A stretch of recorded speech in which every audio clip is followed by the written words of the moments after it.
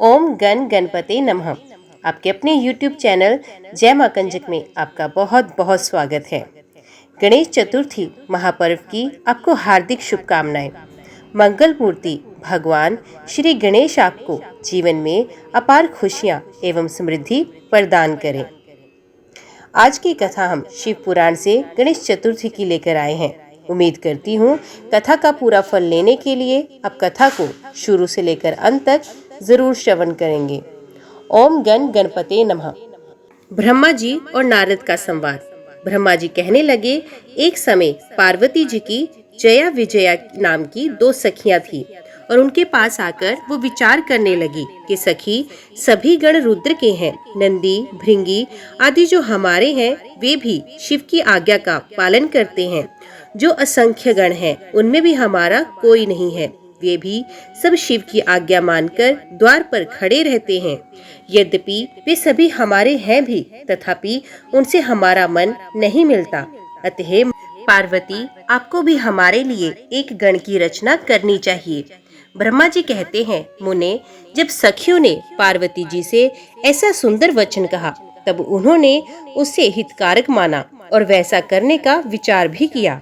तदंतर किसी समय जब पार्वती जी स्नान कर रही थी तब सदाशिव नंदी को डरा धमकाकर घर के भीतर चले आए। शंकर जी को आते देखकर स्नान करती हुई जगत जननी पार्वती उठकर खड़ी हो गई। उस समय उनको बड़ी लज्जा आई, वे आश्चर्यचकित हो गई। उस अवसर पर उन्होंने सखियों के वचन को हितकारक तथा सुखप्रद माना।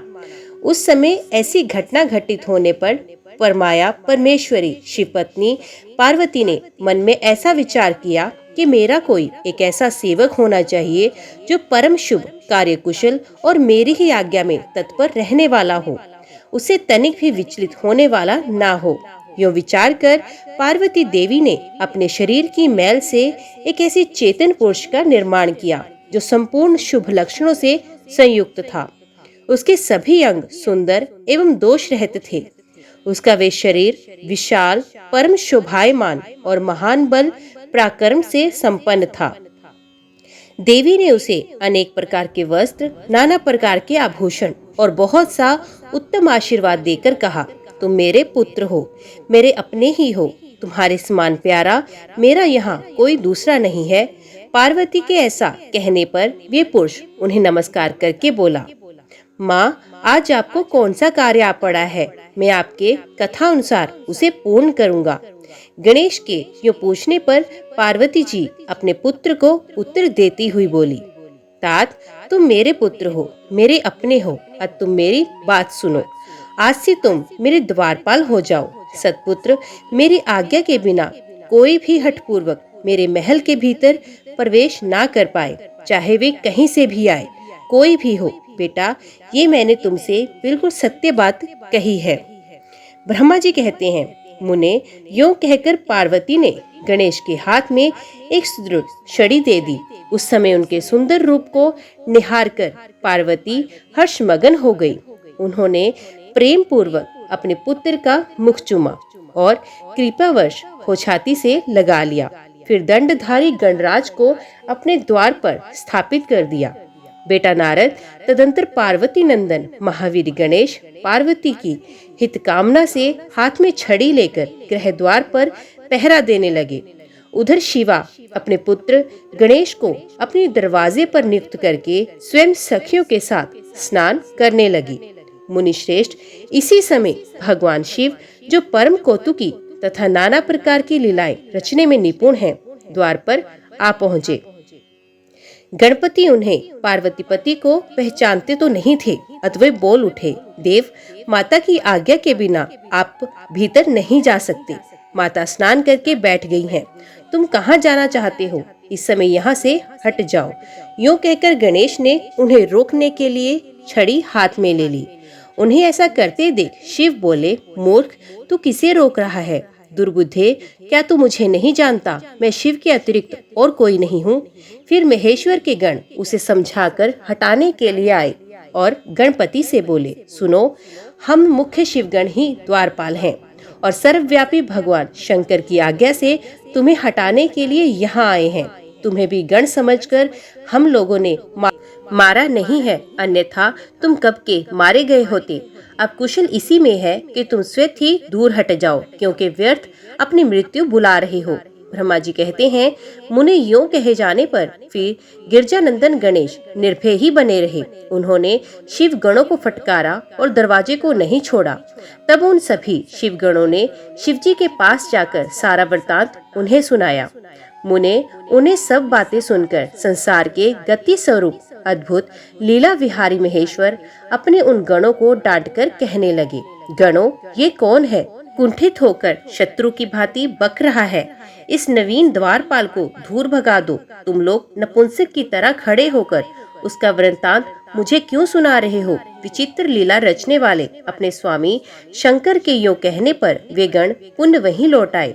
तदंतर गणेश द्वारा पुनः रोके जाने पर शिवजी ने गणों को आज्ञा दी कि तुम पता लगाओ कि ये कौन है और क्यों ऐसा कर रहा है। गणों ने पता लगाकर बताया कि ये श्री गिरजा के पुत्र हैं तथा द्वारपाल के रूप में बैठे हुए हैं। तब लीला रूप शंकर ने विचित्र लीला करनी चाही तथा अपने गणों का गर्व भी गलित करना चाहा। इसलिए गणों को तथा देवताओं को बुलाकर गणेश जी से भीषण युद्ध करवाया, पर वे कोई भी गणेश को पराजित ना कर सके। तब स्वयं शूलपाणी महेश्वर आए। गणेश जी ने माता के चरणों का स्मरण किया। तब शक्ति ने उन्हें बल प्रदान किया। सभी देवता शिवजी के पक्ष में आ गए। घोर युद्ध हुआ। अंततोगवा स्वयं शूलपाणी महेश्वर ने आकर त्रिशूल से गणेश जी का सर काट दिया। जब ये समाचार पार्वती जी को मिला तब वे क्रुद्ध हो गई और बहुत सी शक्तियों को उत्पन्न करके उन्होंने बिना विचारे उन्हें परले करने की आज्ञा दी। फिर तो शक्तियों के द्वारा परले मचाई जाने लगी। उन शक्तियों का वे जांचवाला माए तेज सभी दिशाओं को दग्ध सा किए डालता था। उसे देखकर सभी शिवगण भयभीत हो गए और भागकर दूर जा खड़े हुए। मुने, इसी समय तुम दिव्य दर्शन नारद वहां आ पहुँचे। तुम्हारा वहां आने का अभिप्राय देवगणों को सुख पहुंचाना था। तब तुमने मुझ देवताओं सहित शंकर को प्रणाम करके कहा कि इस विषय में सबको मिलकर विचार करना चाहिए। तब वे सभी देवता तुझ महामना के साथ सलाह करने लगे कि इस दुख का शमन कैसे हो सकता है।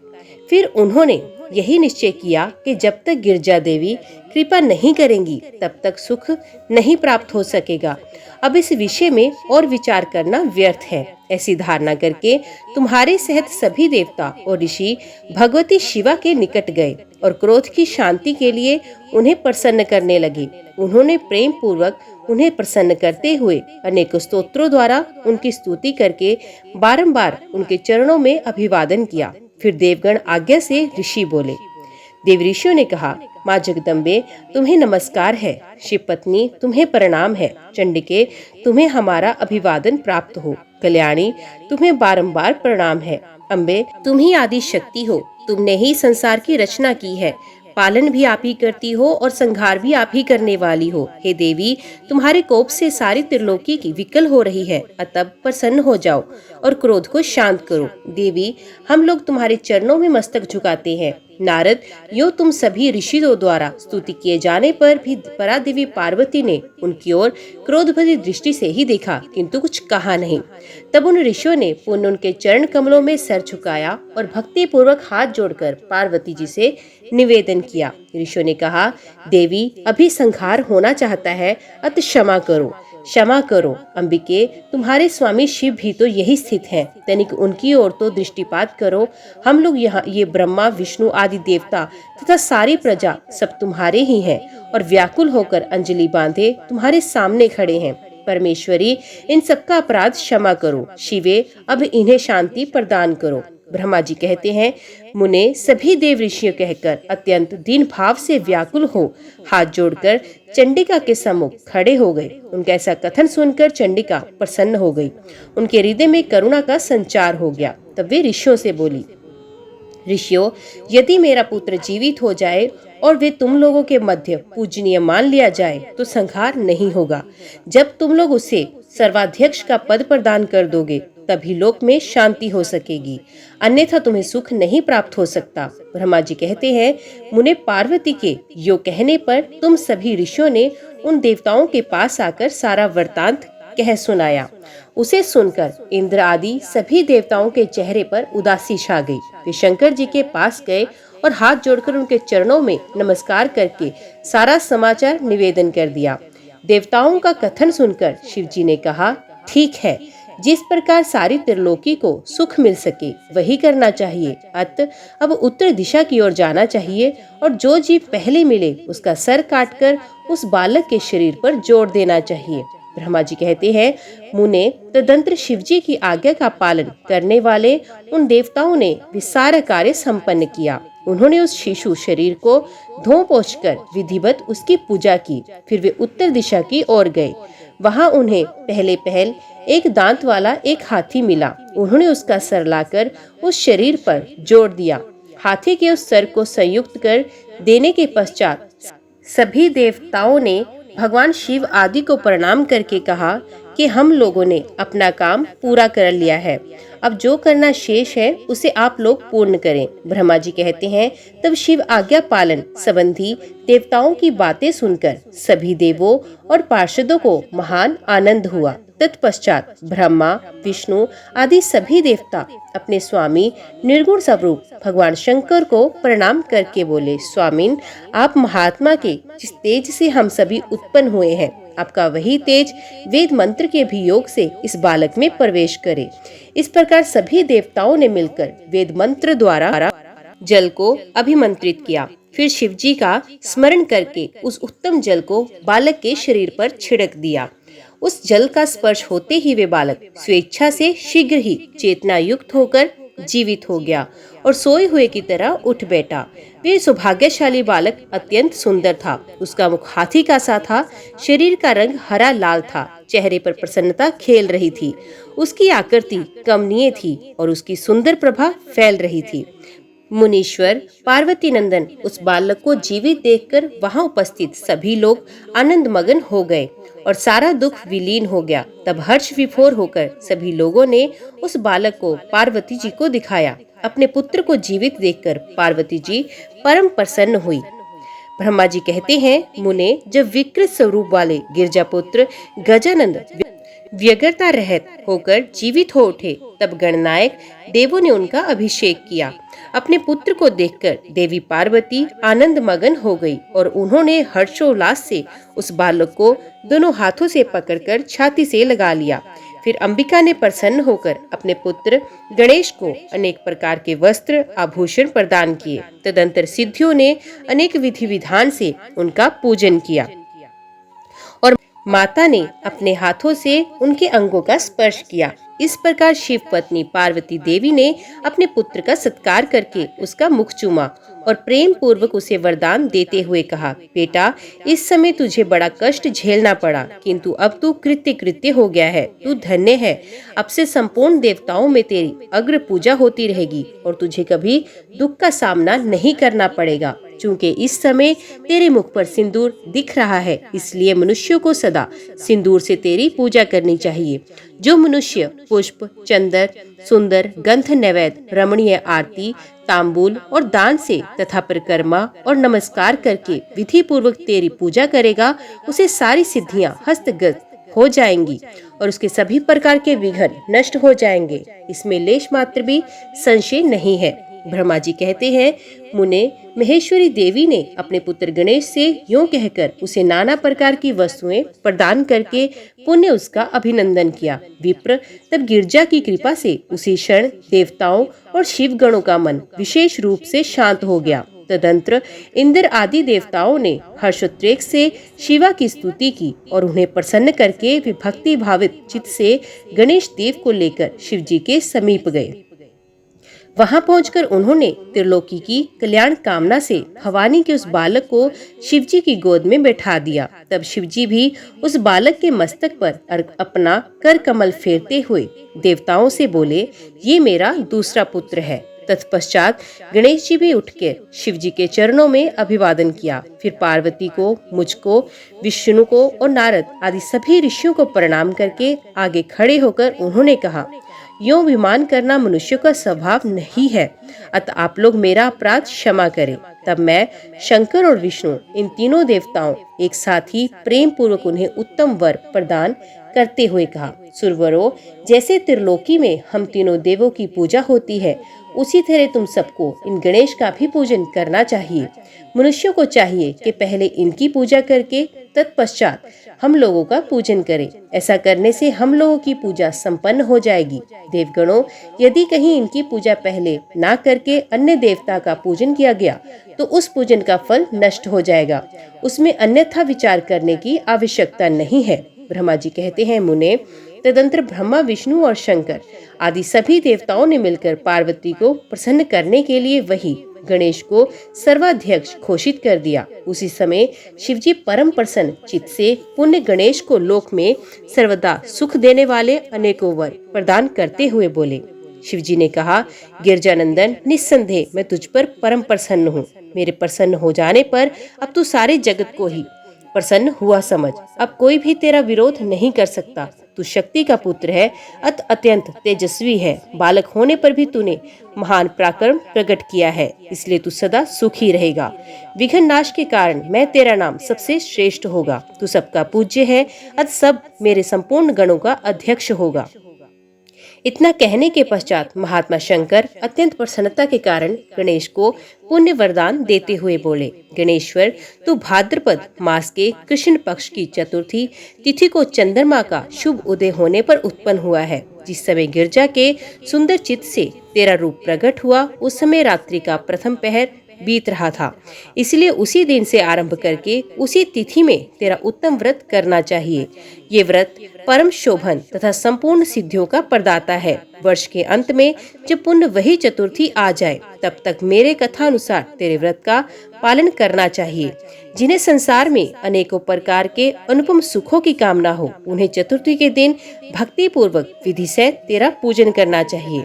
जब मार्गशीर्ष मास के कृष्ण पक्ष की चतुर्थी आए, उस दिन प्रातः काल स्नान करके व्रत के लिए ब्राह्मणों से निवेदन करें। पूर्वोक्त विधि से उपवास करें।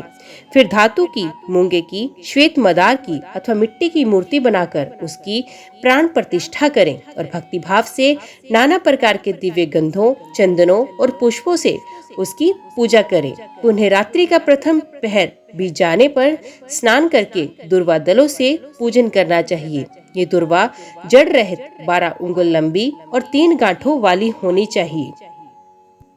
ऐसी 100 अथवा 21 दुर्वा से उस स्थापित प्रतिमा की पूजा करें। तत्पश्चात धूप दीप अनेक प्रकार के नैवेद्य, तांबूल, अर्घ्य और उत्तम उत्तम पदार्थों द्वारा गणेश की पूजा करें और स्तवन करके उसके आगे प्रणिपात करें। योग गणेश की पूजा करने के पश्चात बाल चंद्रमा का पूजा करें। तत्पश्चात हर्षपूर्वक ब्राह्मणों की पूजा करके उन्हें मिष्ठान का भोजन लगाएं। उनके भोजन कर लेने के बाद स्वयं भी नमक रहित मिष्टान का ही प्रसाद करें। फिर गणेश का स्मरण करके अपने सभी नियमों का विसर्जन कर दें। इस प्रकार करने से ये शुभ व्रत पूर्ण होता है। बेटा, यो व्रत करते करते जब वर्ष पूरा हो जाए, तब व्रती मनुष्य को चाहिए कि वे व्रत की पूर्ति के लिए व्रतोद्यापन का कार्य भी संपन्न करे। इसमें मेरे आज्ञा अनुसार 12 ब्राह्मणों को भोजन कराना चाहिए। व्रती को चाहिए कि वे एक कलश स्थापित करके उस पर तेरी मूर्ति की पूजा करें। तत्पश्चात वेद विधि के अनुसार वेदी का निर्माण करके उस पर अष्टदल कमल बनाए। फिर उसी पर धन की कंजूसी छोड़कर हवन करें। पुण्य मूर्ति के सामने 2 स्त्रियों और 2 बालकों को बिठाकर विधि पूर्वक उनकी पूजा करें और उन्हें भोजन कराएं। रात में जागरण करें। प्रातः काल पुण्य पूजन करके पुनरागमन के लिए विसर्जन कर दे। बालकों से आशीर्वाद ग्रहण करें, स्वचित वाचन कराएं और व्रत की पूर्ति के लिए पुष्पांजलि निवेदित करें। फिर नमस्कार करके नाना प्रकार के कार्यों की कल्पना करें। इस प्रकार जो इस व्रत को पूर्ण करता है, उसे अभीष्ट फल की प्राप्ति होती है। गणेश जो श्रद्धा सहित अपनी शक्ति के अनुसार नित्य तेरी पूजा करेगा, उसके सभी मनोरथ सफल हो जाएंगे। मनुष्यों को सिंदूर, चंदन, चावल, केतकी, पुष्प आदि अनेकों उपचारों द्वारा गणेश्वर का पूजन करना चाहिए। यूं जो लोग नाना प्रकार के उपचारों से भक्ति पूर्वक तेरी पूजा करेंगे, उनके विघ्नों का सदा के लिए नाश हो जाएगा और उनकी कार्य सिद्धि होती रहेगी। सभी वर्ण के लोगों को, विशेषकर स्त्रियों को ये पूजा अवश्य करनी चाहिए तथा अभ्युदय की कामना करने वाले राजाओं के लिए भी ये व्रत अवश्य कर्तव्य है। व्रती मनुष्य जिस जिस वस्तु की कामना करता है उससे निश्चय ही वे वस्तु प्राप्त हो जाती है। अतः जिसे किसी वस्तु की अभिलाषा हो उसे अवश्य तेरी सेवा करनी चाहिए। ब्रह्मा जी कहते हैं, मुने, जब शिवजी ने महात्मा गणेश को इस प्रकार वर प्रदान किए तब संपूर्ण देवताओं, श्रेष्ठ ऋषियों और शिव के प्यारे समस्त गणों ने तथास्तु कहकर उसका समर्थन किया और अत्यंत विधि पूर्वक गणाधीश का पूजन किया। तत्पश्चात शिव गणों ने आदर पूर्वक नाना प्रकार की पूजन सामग्री से गणेश्वर की विशेष रूप से अर्चना की और उनके चरणों में प्रणाम किया। मुनीश्वर, उस समय गिरजा देवी को जो आनंद प्राप्त हुआ उसका वर्णन मेरे चारों मुखों से भी नहीं हो सकता, तो फिर से मैं कैसे बताऊं। उस अवसर पर देवताओं की दुदुम्बियां बजने लगी, अप्सराएं नृत्य करने लगी, गंधर्व श्रेष्ठ गान करने लगे और पुष्पों की वर्षा होने लगी। इस प्रकार गणेश के गणाधीश पद पर प्रतिष्ठित होने पर वहाँ महान उत्सव मनाया गया। सारे जगत में शांति स्थापित हो गई और सारा दुख जाता रहा। नारद, शिव और पार्वती को तो विशेष आनंद प्राप्त हुआ और सर्वत्र अनेक प्रकार के सुखदायक मंगल होने लगे। तदंतर संपूर्ण देवगण और ऋषिगण जो वहां पधारे हुए थे वे सभी शिव की आज्ञा से अपने अपने स्थान को चले गए। ओम गण गणपते नमः। आज की वीडियो में इतना ही। उम्मीद करती हूँ वीडियो आपको पसंद आई होगी। वीडियो पसंद आई हो तो वीडियो को लाइक और चैनल को सब्सक्राइब जरूर कीजिएगा। जय श्री गणेश लिखकर कमेंट बॉक्स में अपनी हाजिरी लगवाना ना भूलिएगा। तो मिलते हैं अगली कथा के साथ, तब तक के लिए देखते व सुनते रहिए। जय मां कंजक, जय माता दी।